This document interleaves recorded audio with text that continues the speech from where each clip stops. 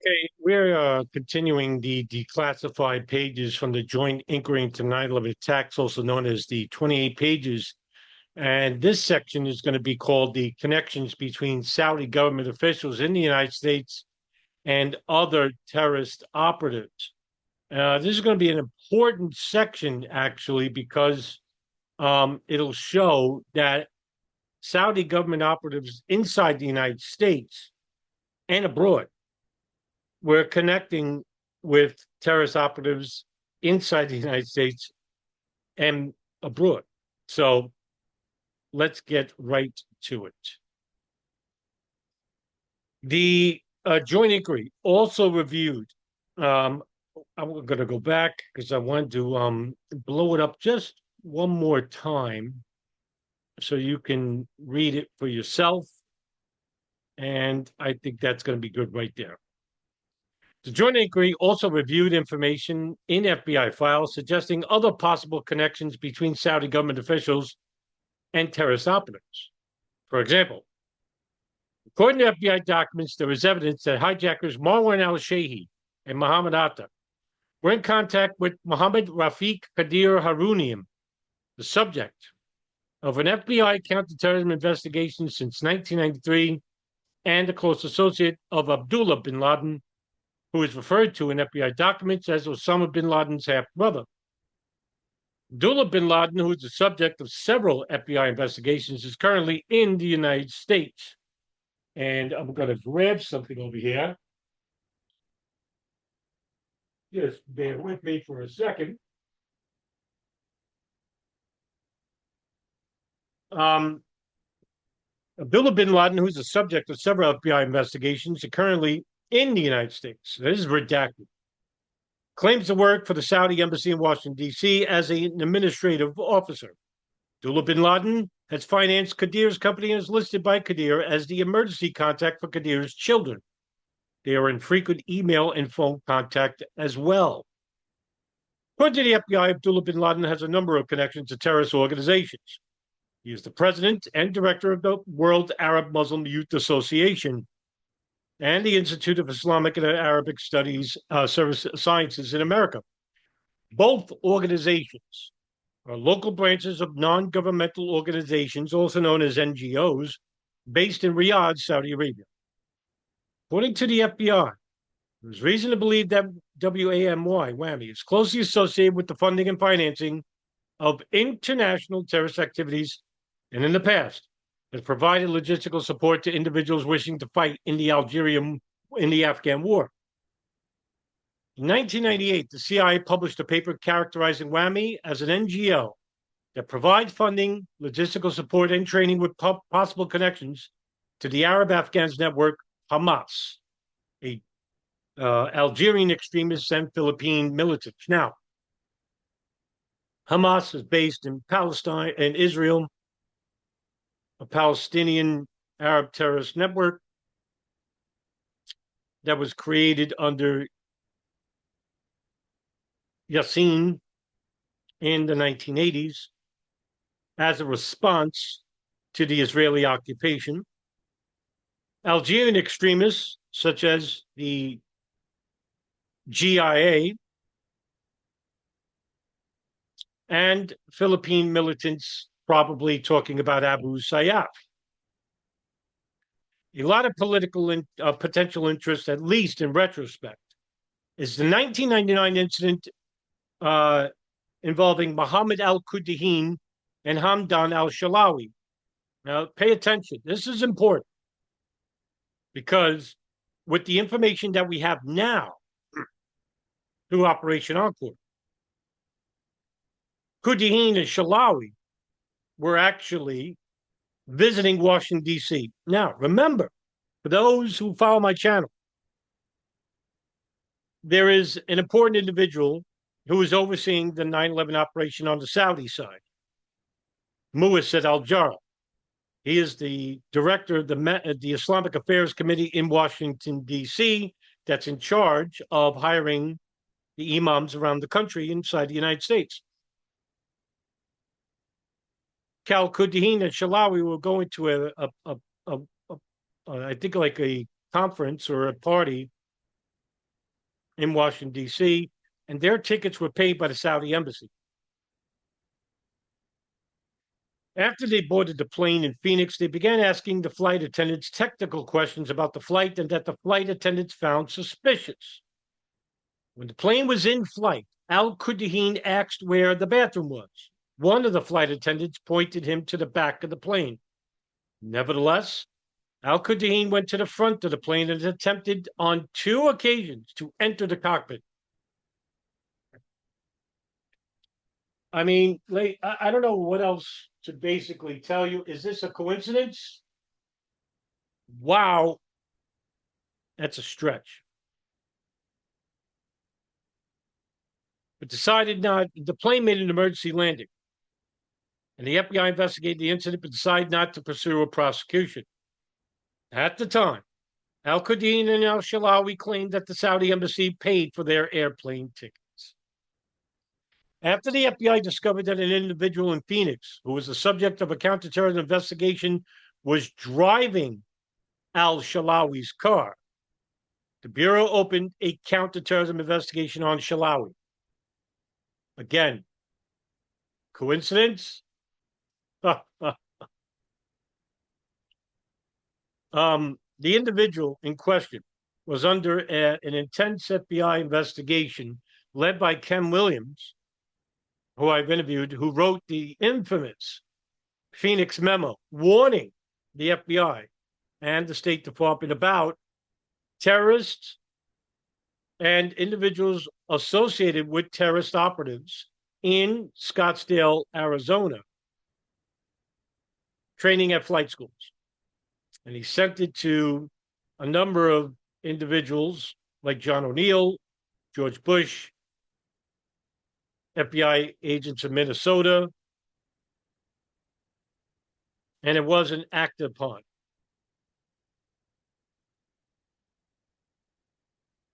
And the name of the individual is Subra, Zachariah Subra, or I know his last name was Subra. I forgot the first name. Forgive me. But that was the individual in question. In November of 2000, the FBI received reporting from Blank that Al-Shalawi had trained at the terrorist camp in Afghanistan and had received explosive training to perform the Cobra Towers type attacks. Again, coincidence. After the September 11, 2001 attacks, the Phoenix field office attached even potentially greater significance to that 1999 incident. A Phoenix FBI communication explained the theory behind this. Phoenix FBI now believes both men were specifically attempting to test the security procedures of America West Airlines in preparation for and in the furtherance of Osama bin Laden al-Qaeda operations. In testimony before the joint inquiry, the agent who drafted the Phoenix electronic cable stated, in a post 9/11 world, I went back and looked at that as possibly being some sort of dry run. It is currently under investigation. And even many years later, it was outlined in the Operation Encore documents that the State Department hid until 2021 when Biden wrote Executive Order 14040 and released some of the documents of the follow-up to the pent bomb investigation called Operation Encore by the FBI. After September 11, 2001, Al-Qudheen, as you can see, it's all redacted. In interviews, a Phoenix FBI agent stated that Phoenix Blank believed that Al-Qudheen might be redacted. The profile is similar to that of Omar al-Bayoumi and Osama Basnan. He is in the United States as a student, does not have a viable means of income. He is in frequent contact with the Saudi government establishments in the United States and appears to be very involved in the affairs of the local Saudi community. He runs a Saudi club in Phoenix and assists Saudi students and assists Saudi students in the area. The FBI has also developed information that Al-Qudheen was receiving money from the Saudi government, but as of August 2002, had not obtained that relevant bank records for review. The FBI's Phoenix field office has speculated Al-Qudheen and others may be redacted.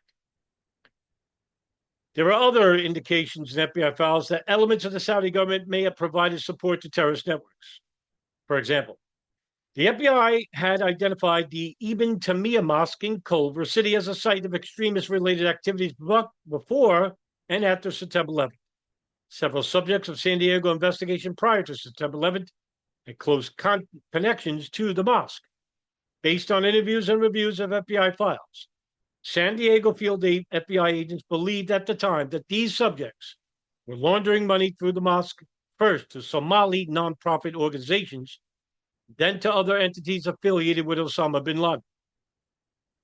In approximately 1998, the FBI became aware of millions of dollars in wire transfers from the Somali community in San Diego to the Al Baqarah Trading Company and other businesses affiliated with Osama bin Laden. There were a number of organizations inside the United States: the Muslim World Youth League, the Al Baqarah Trading Company, WAMA. There was a lot of connections that had connections in countries like Saudi Arabia, Afghanistan, and the Philippines. And when you make this connection, you'll notice that all three of these countries had direct relationships with Osama bin Laden and Al Qaeda. Saudi Arabia, some of the princes in the kingdom, I'm talking about the highest level of government, were sympathizers to bin Laden's cause. And remember, as you well know, the Saudi bin Laden group, which is the largest construction group in Riyadh, who helped rebuild Mecca and Medina, that was known to King Fahd, still exists, was led by Osama bin Laden's father, Mohammed bin Laden, where bin Laden in 1996 was disassociated from the group by the family. In the Philippines, you had Mohammed Jamal Khalifa, the brother-in-law of bin Laden, running groups like Consojo, as well as other legitimate groups. Remember, these are all legitimate, laundering money from contacts in these countries and even inside the United States. At the time, the funding appeared to be originating from the local Somali community in the form of donations to various Somali nonprofits. However, the FBI now believes that some of the funding actually originated from Saudi Arabia and that both the Ibn Taymiyyah Mosque in Los Angeles and the Islamic Center of San Diego were involved in laundering the money. According to the former FBI agent in San Diego who was involved in this investigation, Steve O'Brien, this scheme may allow the Saudi government to provide Al Qaeda with funding through covert or indirect means. In his October 9, 2002 testimony, the former agent continued on the possible money laundering. My guess, Saudis connected somehow with Saudis connected somehow with the Saudis. And knowing that probably 70, 80% of the population of Saudi Arabia support Osama bin Laden, it might be an indication. There are also indications of Saudi government support for terrorist activity through charitable organizations. Saudi-based Al-Qaeda Islamic Charitable Foundation, the UQ, is an Islamic non-governmental organization linked to terrorist support activities. According to a May 2002 Defense Intelligence Terrorism Summary, the UQ's activities in support of terrorism include suspicious money transfers, document forgery, providing jobs to wanted terrorist suspects, and financing travel for youths to attend jihad training. The Defense Communication notes that since September of 2001, UQ couriers have transported over $330,000 in cash, most of which they received from Saudi embassies in the Far East.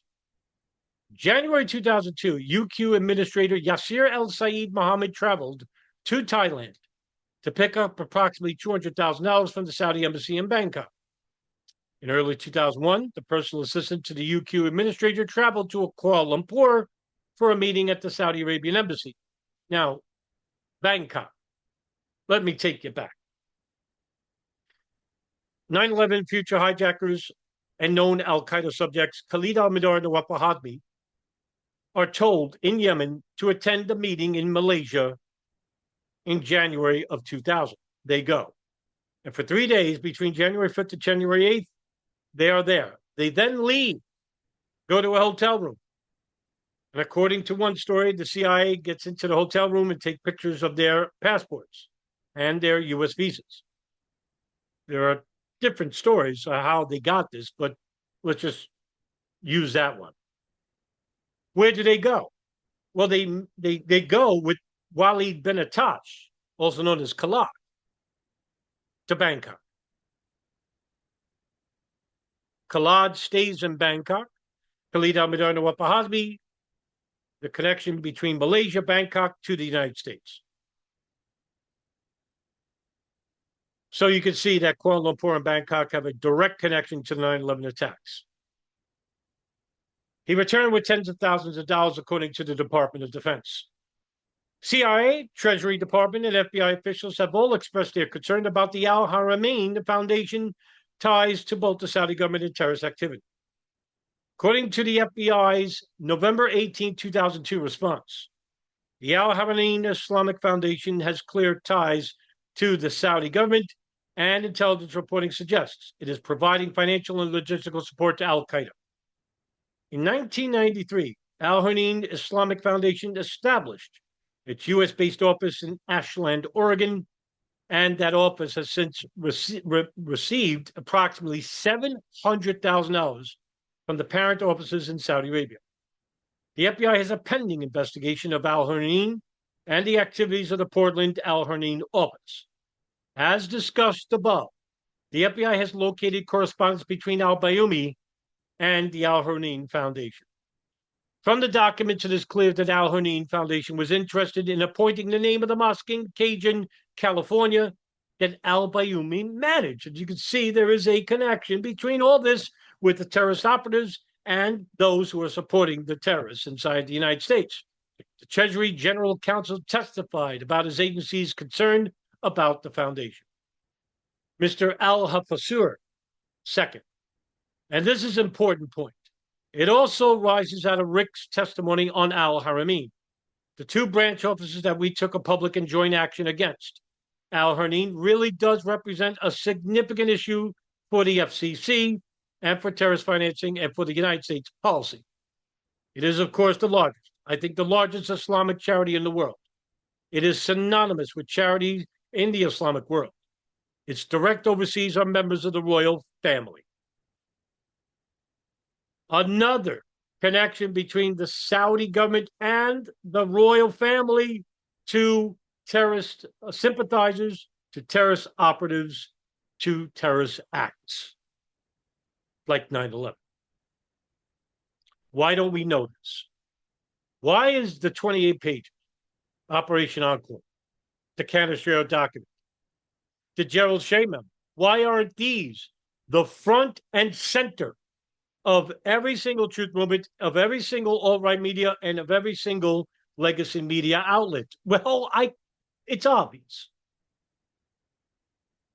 Disinformation, misinformation, and general intentional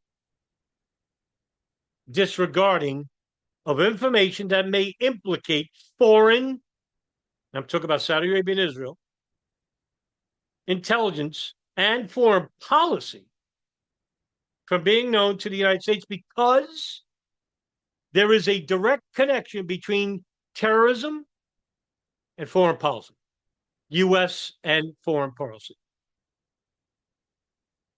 Saudi Arabia, Israel, United States. Do I need to say any more? With U.S. and Israel and Saudi Arabia making disastrous decisions and killing millions of people, do you really think there would be no violent response from organizations that were once affiliated with a war where parts of the war was supported by the CIA and the Pakistan ISI and other intelligence agencies, Israeli Mossad, British MI6? And for those who are basically saying, wow, this is too big, it's really not. I mean, I'm a half a dummy. Okay? I'm not an expert. I'm just reading things. That's it. You could put two and two together. Maybe it's not sexy enough for you, right? You need fake planes. You need living hijackers. You need Judy Wood space beams. Why? Plenty of conspiracy. Plenty. We don't have a great deal of intelligence on the headquarters about whether they are knowingly assisting people in Al Qaeda and others, but an insignificance. Branch offices yet to be designated under current investigation. We have ample evidence that large cash amounts are being couriered in those branch offices, that large wire transfers of money, large transfers of money are being sent to those offices, that a great deal of the money is being dispersed through misspending unaccounted for, and finally, that those offices have significant contacts with extremists, Islamic extremists. CIA officials recently testified that they are making progress on the investigation of Al Haranim. A year ago, we had a lot of reporting suggesting branch officers were tied to Al Qaeda. Over the last year, we developed a lot of intelligence and law enforcement information, and we prepared a paper about a month, 6 weeks ago, which assembled all of that. That paper gave us the first clear indication that the head of the central office is complicit in supporting terrorism, and it also raised questions about Prince Nayef. Prince Nayef. Now, who is Prince Nayef, right? It is Prince Nayef bin Abdul Aziz Al Saud, who was once the crown prince, Saudi Arabia, prime minister of Saudi Arabia. Interestingly enough, this individual has been the vice governor of Riyadh province. He then served as the Ministry of Interior, established a constitutional committee with 8 members under the presidency of himself in 1980 under King Khalid. He was the foreign minister to Saud bin Faisal and issued all women in Saudi Arabia identity cards.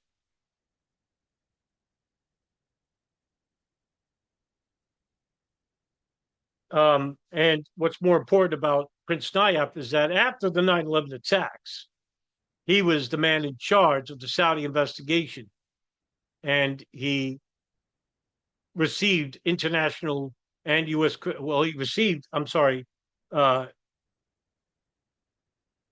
criticism from the U.S. government for his continuing to insist that the Saudi hijackers were dupes in a Zionist plot for over a year after 9/11 and not undertaking sufficient action against extremists. So, in other words, even though both countries have a connection to monitoring these hijackers, Saudi Arabia wants to disassociate from the whole part of complicity and wanted to basically not have any blame at all. Meanwhile, 16 and 19 hijackers came from Saudi Arabia, and they knew that. They also knew about Khalid al-Mihdhar Nawaf al-Hazmi. In fact, it was Khalid al-Mihdhar Nawaf al-Hazmi who were running guns inside Saudi Arabia, and basically Saudi intelligence under Prince Turki Al Faisal, the director of the General Intelligence Directorate, had told Director George Tenet of the CIA about them. So that means the CIA knew about these guys since 1999, maybe even further. I don't know. We don't have documentation for that. But that's interesting with Prince Naya. Finally, blank.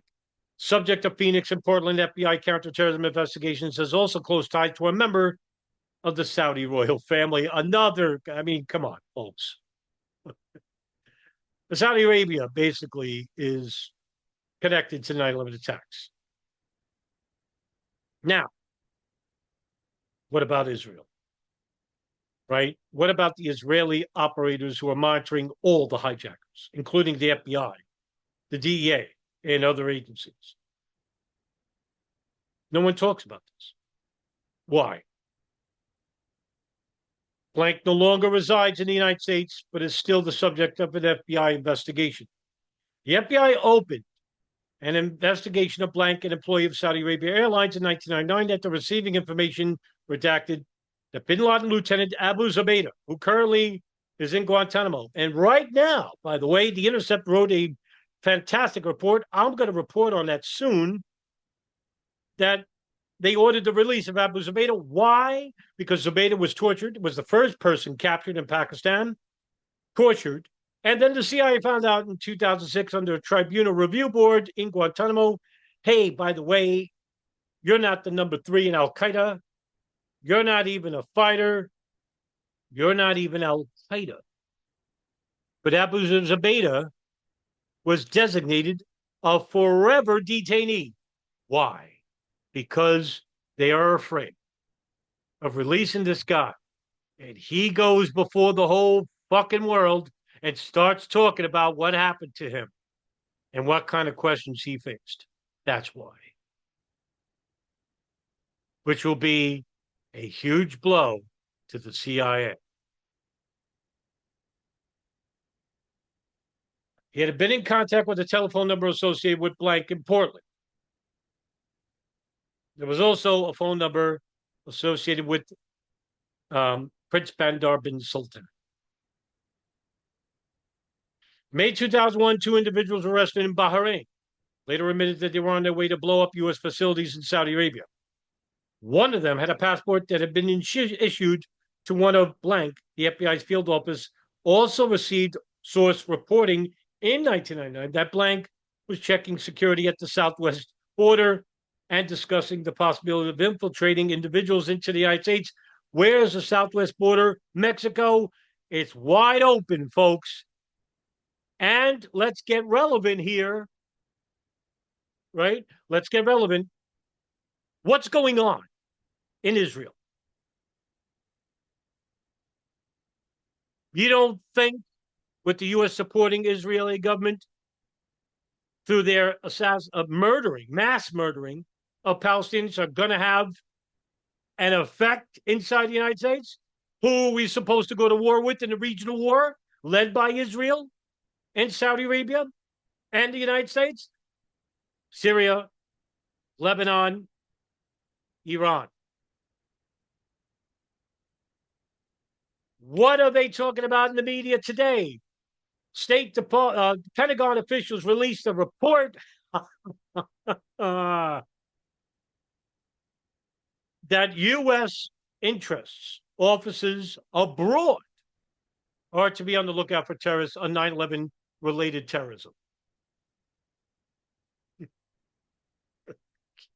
This up sooner than expected. Who knows? Someone from Hezbollah, someone from Iran, maybe one of the Iranian Revolutionary Guards, monitored by foreign and domestic intelligence inside the United States or abroad. Their connection, they go through the border, start blowing up bridges or tunnels or whatever, leaves behind incriminating evidence. Look, I'm part of this group. And then the population will have amnesia, like they usually do every 4 years when they vote. And they'll say, we need to take revenge. Because no one's supporting this disaster of a war. I'm just throwing out hypotheticals, folks. I'm not saying this is going to happen. But boy, where there's smoke, there's fire. The FBI Phoenix field office also received source reporting in nighttime that Blank was checking security at the southwest border and discussing the possibility of infiltrating individuals into the United States. The FBI has developed information that Blank has close ties with one of the Saudi princes and accompanies him on many trips, including travel to the United States. My God. According to the FBI, Blank was recently interrogated at the detention facility at Guantanamo Bay. He informed the FBI that Blank got the job at Saudi Arabian Airlines through his contacts. He and that Blank did not earn much money on the job, but that he had another source of income through a Saudi prince named Khalid al-Bandar. According to Blank, performed miscellaneous tasks for the prince, such as handling real estate matters and assisting the prince's grandmother. Blank traveled many places with the prince, including Europe and then to the United Arab Emirates. Blank made the cryptic comment that nobody knew everything about Blank. Although his name was on the State Department's watch list, Blank was apparently able to circumvent the Customs Service of the Immigration and Naturalization Service because he was traveling with the Saudi prince. The FBI only learned of the trip after the fact. Wow, after the fact. Agents in the FBI's Portland field office expressed their concern that Blank and others were using their status as Saudi Arabian Airlines employees as a cover to enable them to transport weapons in and out of the United States. Wow.